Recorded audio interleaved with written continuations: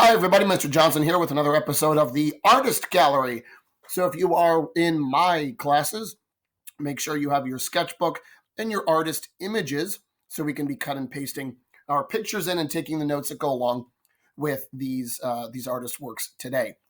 Today's artist, let me shrink myself over here out of the way, is Mickalene Thomas. Mickalene Thomas is a really incredible current contemporary visual artist who works in mixed media. So, again, I'll tell you a little bit about her while we are including her images into our sketchbook. So, Mickalene Thomas was born January 28th, 1971 in Camden, New Jersey. So she's a local Jersey girl, which is awesome. She currently lives and works now in New York, but she is, originally from New Jersey. She's a mixed media artist, which means she takes multiple different art materials like paint and rhinestones, collage, and combines them together. And as a contemporary artist, she is working right now dealing with current issues in her paintings, which I think are really cool. So her early life as a teenager, she had a strenuous relationship with her mother. Her mother was a professional model who struggled with drug addiction, and that definitely took a toll on their relationship when Mickalene was growing up, as well as Mickalene dealing with her sexuality as a gay woman. And that, as a teenager was another layer of stress, I think, on the relationship between a mother and daughter. Mickalene got her bachelor's of fine arts degree from Pratt University. Pratt Institute of Technology. That's what it's called. And she got her master's degree in fine art from the Yale School of Art in 2002. And a lot of her paintings, Mickalene is inspired by fashion, art history, and collage. So we'll see a lot of those influences in her work. Her depictions of African American women explore the notion of celebrity and identity while engaging with representations of Black femininity and Black power. Paintings and photos of herself and her mother are her most common subjects. She uses herself and her mother in a lot of her artworks. She also paints friends and family as well. She uses those as the subjects in a lot of her paintings. But she's also done paintings of famous Black figures like Eartha Kitt, Oprah Winfrey, Whitney Houston, and Michelle Obama. According to Mickalene Thomas, her paintings are, and I quote, a complex vision of what it means to be a woman and expands our common definitions of beauty. So let's hear from Mickalene Thomas herself about her artwork and her story right here.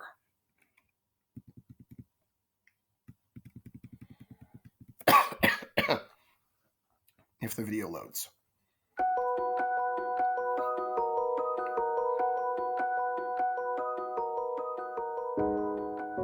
Mickalene Thomas, she was born in 1971 in New Jersey. She's based in Brooklyn. A lot of her work deals with the gaze, also with thinking about her gaze as a queer Black woman and what that can bring to a conversation about art history, what's been absent, and how she can kind of claim spaces for, particularly in this show, women of color, Black women who, when she was looking at art history, she wasn't seeing women that looked like her, women who looked like the people who were heroes and idols and mentors to her in her life, her mother, her family, her friends. So it's really about inclusion and empowerment. The gaze is that art historical practice primarily of men looking at their female muses. And there's a kind of ownership that takes place, mostly that we're aware of through this sort of art historical lens. Mickalene has sought, I think very consciously from the beginning, to turn that concept of the gaze on its head, so that basically the gaze doesn't denote ownership. It denotes collaboration. It's the first time that my work has been given this platform to present the sitters forward, to put them forward, to put them in front, to sort of really celebrate them in a way where you can see the various bodies of work that has come out of each sitter, and how my relationship is with them, and how I'm investigating and looking through different tools and materials.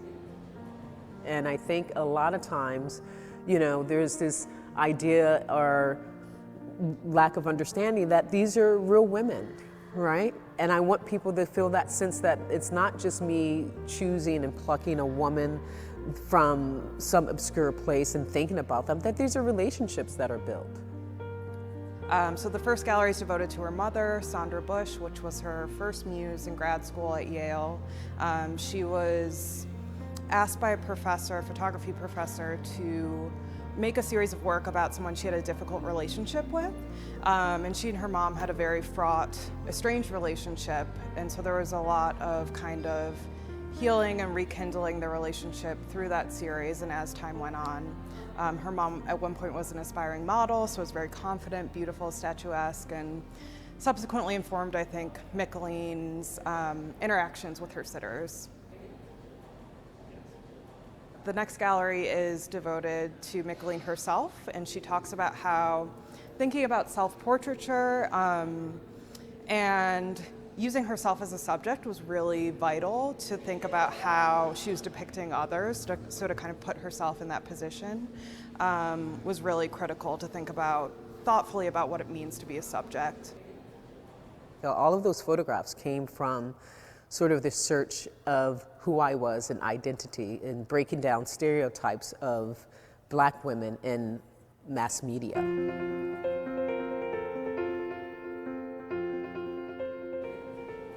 It's about visual play, and it's about visual manipulation and desire, right?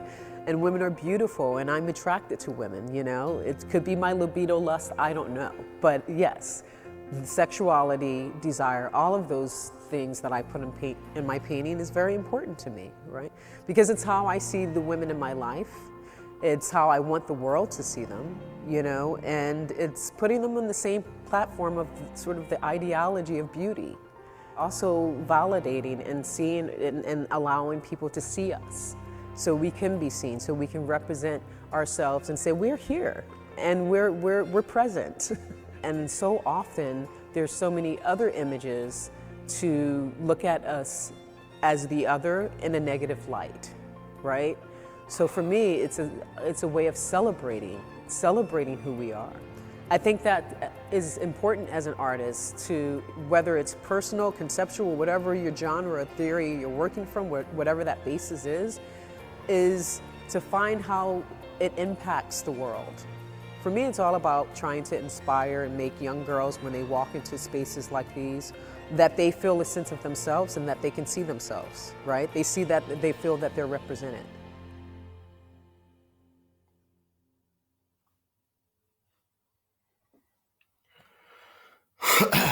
Awesome.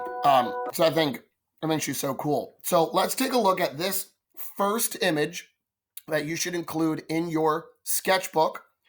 This is called Les Trois Femmes Noires, painted in 2010. And this is a new take on art history, and I'll explain what I mean by that. This painting was commissioned by the Museum of Modern Art in New York. Again in 2010. And for this painting, Mickalen takes a photograph of three friends of hers that she sets up in this pose with these beautiful colors on this fabric. And she creates this really cool mixed media art piece with paint and enamel and fabric and rhinestones and all these things included in it. And this is a direct comment on a classic painting by French painter Edouard Manet called The Luncheon on the Grass. So I'll show you that one in a moment. But I just love the visuals here, the bright colors, the way the rhinestones in the hair add this real sparkle, all the bright patterns that are included in the fabrics of the women's clothing and of the ground. I think it's such a fascinating piece to look at. So I want to show you the comparison image here. But by the way, this painting is 10 feet tall and 24 feet long. It's huge. It's a gigantic painting. So this is on the top is her version, Les Trois Femmes Noires. And at the bottom is Manet's Luncheon on the Grass, the original that it's inspired by. So you can see the composition, the poses of the three figures are based on these main three figures here in Manet's painting. And this is two rich gentlemen with two women, and here the woman is nude in the front, and in the back this woman's bathing. So here Michelin has created a painting of just three women. They're all clothed, which is a commentary on these men being out with this nude woman who's likely a prostitute. But he takes the same pose that are here, and she uses that to create this new version of the painting. In a comment on how Black figures are often not represented in art history, or a lack of them in art history. And then what a bold take with these bright, rich colors, these bright cerulean blues and lilac purples and pinks and greens and bright golden yellows and orange at the top here. Really, really cool rendition of this painting. The next one you should include is a portrait of Nanja, painted also in 2010. And this is another mixed media piece. So I want to talk about the aesthetic that Michelin Thomas creates here. So she's using multiple different materials in her artworks, from enamel paint and rhinestones and fabric and collage and all of these things together. Then it creates this really cool kind of flattened look to the color, where areas are mostly solid colors. There's not a lot of shading. There's really only texture in the wood paneling in the back and down at the bottom, the little wooden leg here of the sofa. But everything else, you have these really cool patterned fabrics, the collage images of the artwork, the pink rhinestones of the shoes, and then all the other ones that show the folds of the fabric and the jewelry and the hair and the makeup. So it's just this really kind of beautiful combination of patterned fabric, solid colored paint, rhinestone jewels, right? It's just this awesome kind of combination of all these unusual materials. You don't normally see rhinestones and collaged fabric in large scale painting, but she uses all of these materials in such a really cool, interesting way. And it's a beautiful composition. I love all the different shapes that are created with these colors, this mustard yellow color and the stripes of red in the back, and then this wavy fabric as the seat cushion, and then all the different patterns of material for different pillows on this couch. I think that's really, really cool. So here now I'm going to show you a very quick video where Michelin is going to talk. Nope, it's not yet. It's after this. Darn it, I thought it was next. It's not. Next is another artwork by Michelin Thomas called Something You Can Feel, painted in 2008. Another mixed media piece. So I hope you really kind of get a sense for what her works look like with these bold patterns, right?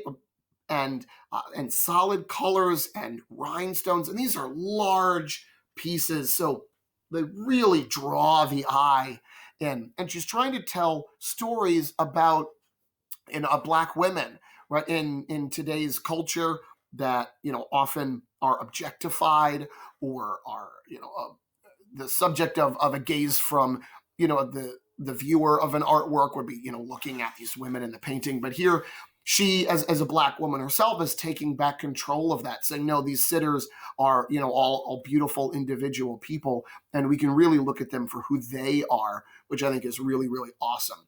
So I hope you enjoy her art style. It's so different from a lot of the artists that we've looked at, but it's just bold and eye-catching. When you walk into a room with her paintings in it, you can't help but be drawn to them by their bold and dramatic use of color. And I just think this one is really, really cool. Here, Michelin Thomas is going to talk about her materials and kind of where she came up with this idea to use rhinestones and enamel paint and all these things together. Hi, I'm Michelin Thomas. I'm here at the Smithsonian American Art Museum. I guess my appeal to craft materials is also another historical reference to women making art. When I was in undergrad, I couldn't always afford oil paint. And so because I was in a school and still had to make work, I had to figure out ways in which to still make my art and not limit myself to, I can't make my art because I don't have oil paint or acrylic paint. So I gravitated toward non-traditional materials that were considered maybe for some a low art, but also to others a high art if you look at outsider artists, right? And so I began going to Michael's craft stores because I could afford felt, and I can afford yarn, and I can afford these little bags of rhinestones or glitter, and I could get like an abundance of those versus to a tube of paint. And so I began to acquire these materials and find meanings and ways to use them in my own work as a way of identifying myself, but also making an image. That's something that I also push forward with some of my students, is not to limit yourself with what you can't do, but just try to think of what you can do and use those materials that are within your own environment to make something. When I was living in Portland, Oregon, I would go to this bookstore called Powell's Books.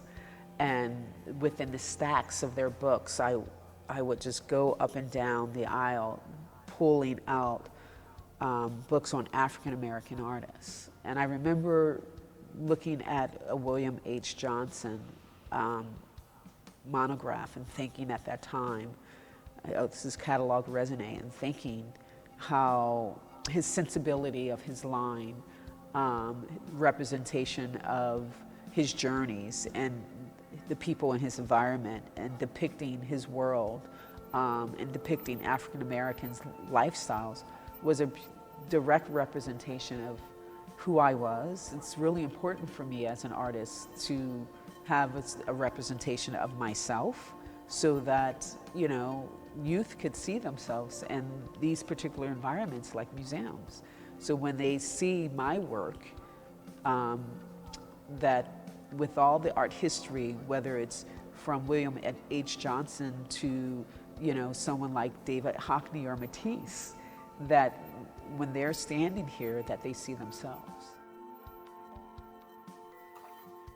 I think it's so cool, and I hope you got to see the size and scale of her artworks right there in the back of that interview with her. You could really see the painting that we looked at, how enormous it is. It just takes up the entire space of the wall. It's so cool.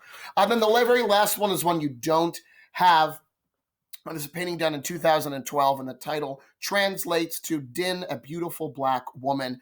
And again, it's this really cool painting, also with these rhinestones that you can see them in the makeup, right on the lipstick, and in the eyeshadow. That little reflection of light, I think, is really beautiful. And I just love the way that she's done this portrait. There isn't a lot of shading or blending, right, in the actual colors, the face and the neck. Right, there isn't really a lot of blending. There's a cast shadow, but that's about it. But she's in front of this beautiful patterned, wallpaper. Again, it's been, recreated with these mustard yellow colors and grays. I just love this color scheme and the way she draws focus to the face here. It's really, really, really beautiful. So I just wanted to show you this. I think this is another awesome representation by her. And then, of course, we have our journal entry. So my students, make sure that when you complete your artist page for Mickalene Thomas, take a photo of it. You can add it to the artist gallery assignment.